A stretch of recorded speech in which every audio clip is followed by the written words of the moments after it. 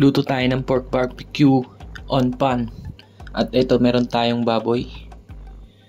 Lagyan na natin ng bawang.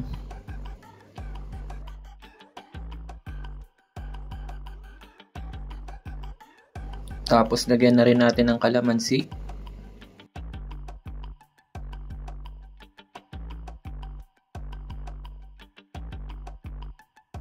At lagyan din natin ng oyster sauce.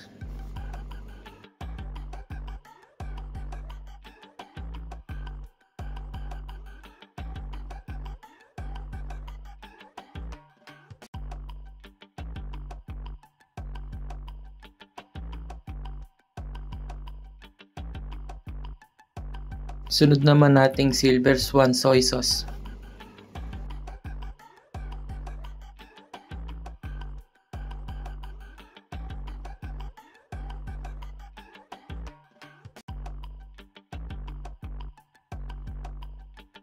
At itong ating tomato ketchup.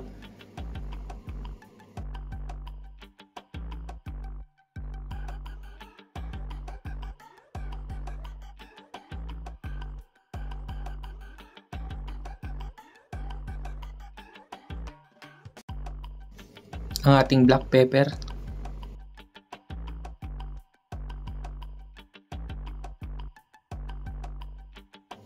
Pagkatapos maghugas ng kamay, iano lang natin yan, halu-haluin lang natin, i-massage lang natin yung baboy para kumapit ng maigi yung mga ingredients na nilagay natin.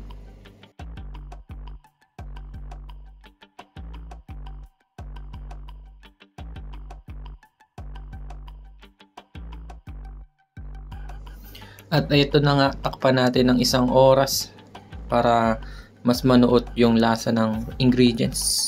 At dito nga wala kaming stick pan, kaya itong normal lang na kawali yung ginamit ko. Bale, hininaan ko na lang yung volume ng lutuan.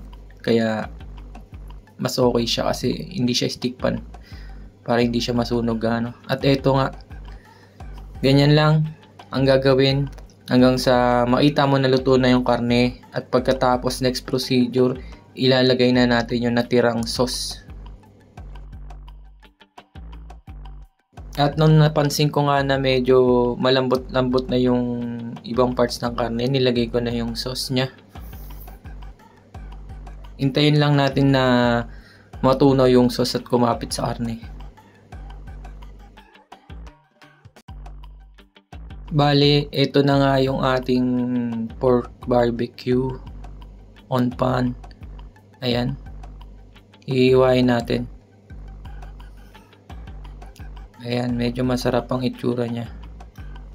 Tamang-tama nga pala to sa mainit na kanin, tapos magkakamay-kamay. Nakakamiss parang Pilipinas na kainan.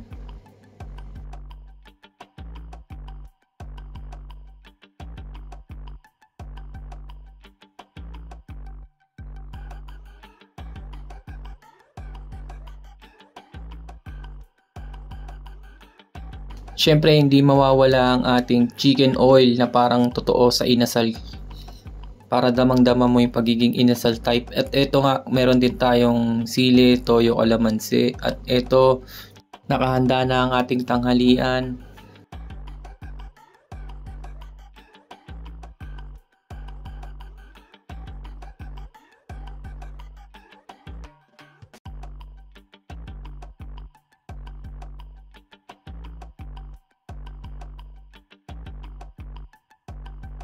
Ito, lagyan natin ng chicken oil ang ating kanin.